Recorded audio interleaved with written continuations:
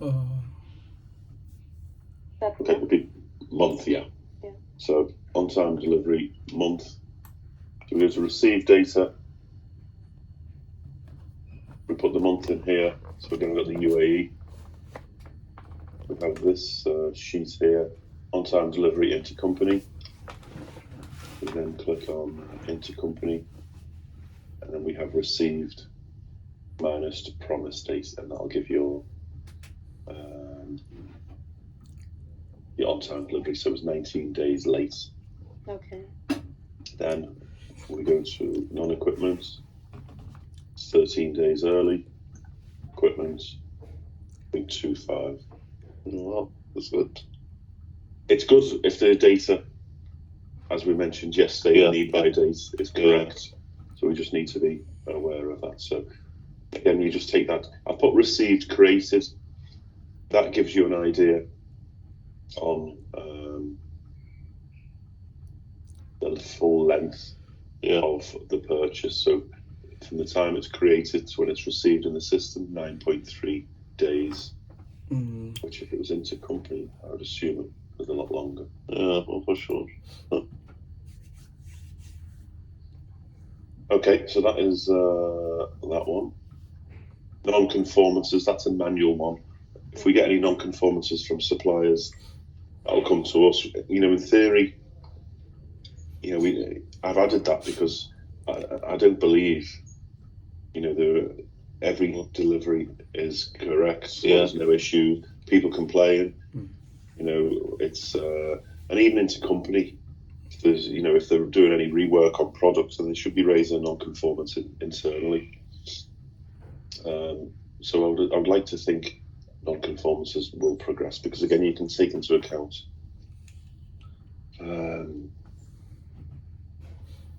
it's got a cost element to it. So let's see if anything comes from that at a later stage. Yeah, I remember also the ladders that had the non-conformity. And they came back to us and they want to order more ladders now. Yeah, but no one raised a non-conformance for that. Yeah. Where in let's document it. Yeah. Where it should have been a non-conformance. Yeah. But nothing was raised. Sorry, this final one here. You go to received non-equipment supplier. So this is all iProc non-equipment supplier. The month of March, February. So 77% catalogue, 23% non-catalogue. I think I briefly showed this yesterday. Egypt obviously is the other way. They're still raising POs for non-equipment. So all the other countries are actually doing very well. That's how you get that stat. Then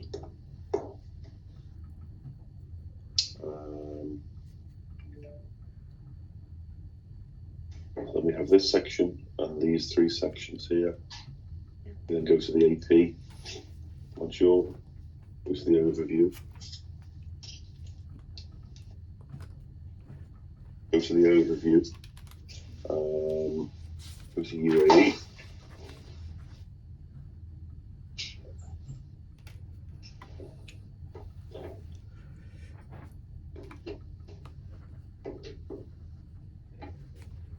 So total unique suppliers.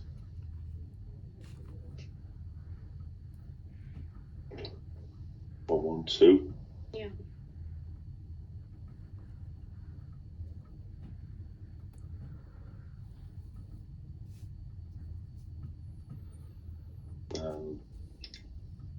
Total invoices posted 406.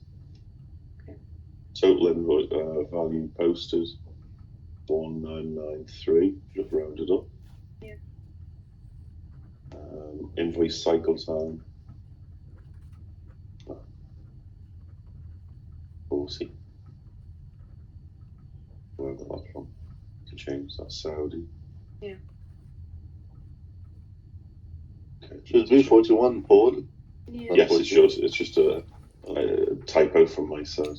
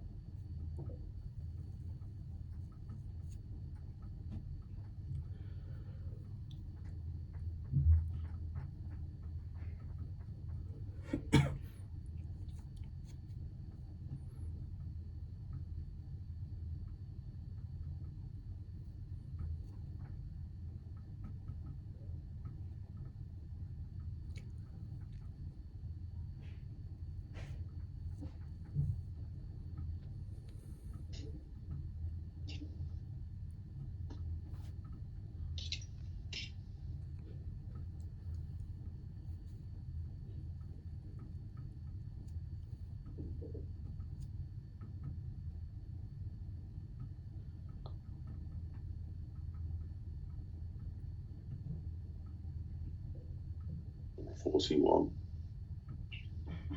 So fairly straightforward to get them. The number of late POs approved, created. Sorry.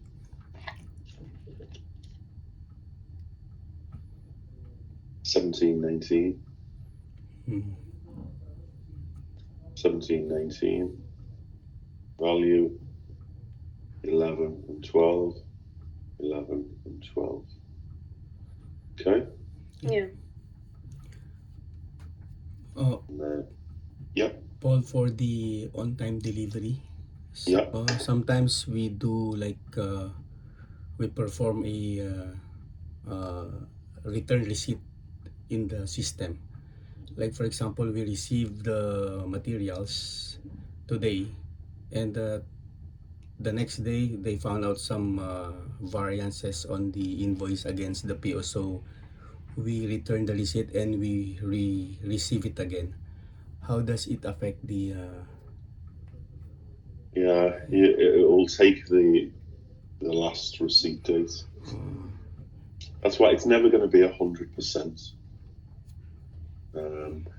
How often does that happen when you reverse the receipt? yeah, I mean sometimes like in a month, sometimes I encountered 3 times something like this, like for Okay, the so I'm glad you said it's a low percentage, but which is fine. Again, there's nothing really we can do about that. okay. And like it's never going to be 100% accurate. If you are doing, there was an instance in Singapore where they reversed a receipt 2019 or 20, and then it put the on-time delivery at like 200 days. And when you look into it, it's like, what's happened there? All you can do is just save that file. So in here, sorry, in that one, I will put in here the file you can save, so on-time delivery, and then if you need to look at the data, you've got it for historical. That's not. I haven't actually done that in the past, but again, for you guys to save that file, at least we've got the data saved for for the future. So what I think we can do, because I'm going to take Wednesday, Thursday, Friday off next week. So we'll set up a call for Monday, the 4th, and then we can go through March's data together. Or you guys can have a start. In fact, I'll arrange the call for the afternoon. You guys have a start, save the files, and then we can go through it and see what you've got. Okay. But Paul, we're supposed to do it in the first week of the month, right? Like second? Sorry, say that again, Sarah. I thought we're supposed to prepare the data by 2nd or 3rd of the month. You can do, but it's a Saturday and Sunday. Oh, okay. So That's we're gonna why do it on. if we do it because it's not going to work on the 1st because Power BI won't be updated. But next, if we look at April, then yeah, we can go for. Is that April or May? April. Yeah. April 4th is Monday. Monday, yeah. So then if we look at May. I don't like using that calendar.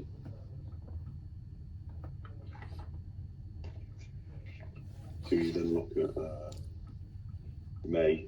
You can probably do it on the 2nd. I would say do it. Give it the 3rd. Yeah. The 3rd onwards. It's like say sometimes Power BI does take a little bit of time to update. But I will schedule a call for the 4th, Okay. and then we can do something then. Okay, so then run through that part. Then number of POs required not raised, 11 and 32.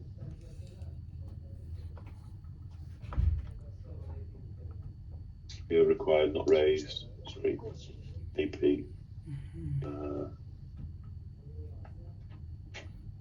Okay, this is where I've played around with it a little bit.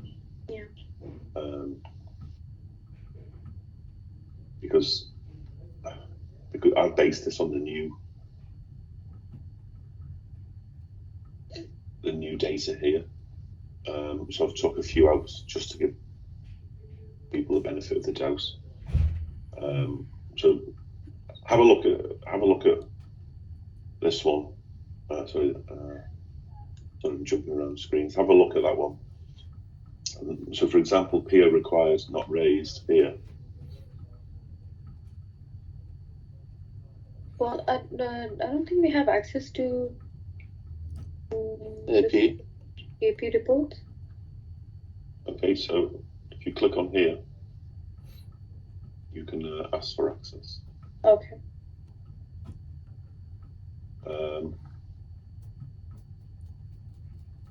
If you look at here, PO required not raised. This one here, I've took that out because it shouldn't be in here. But based on the new DOA, it should. But this is actually in the wrong category. Okay, but the more you have a look at the data, you'll see what needs to, what can stay and what can't. Okay. Any questions on that? All good. No, pretty straightforward. Okay. So, Okay. Like I say, once you start looking at it, yeah. you know all the information anyway from having access to the procurement folder. But who has access to? Does anyone have access to? Is this all the access you have at MEA, or do you have anything else? I think this is only what we Yeah, have. this is the only access. I Yeah. have. Me too. Okay, so Ronnie Simer, you can do it for your countries. Saeed, if you request access to India, Yeah. which falls under, I think it's IEC. It falls under IEC, Yeah. India, and then you can do it for India. At the moment, I only got it set up for these countries. Egypt will come out. Yeah. Eventually. So you just set up a request, and then you'll have access for ask for access for. So when you click on, in fact, does someone want to share this? You all have access to this. Yeah. Yeah. Yeah. Okay. Does one of you want to share your screen, or just try and click on here and see what it comes up as? Who wants to share? Yes, well, okay.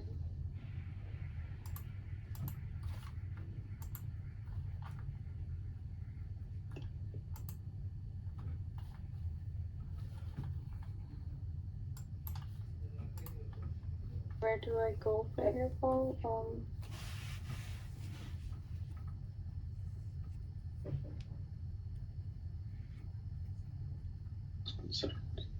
Oracle procurements. Okay, in the chat box, if each of you click on that link and save it, is your favourite. You see the chat box, Simon? Sorry, Paul. In the Teams. are you only on one screen? Oh yes. So go back onto the Teams, yeah, and open the chat. You see it there, yeah. Click on that.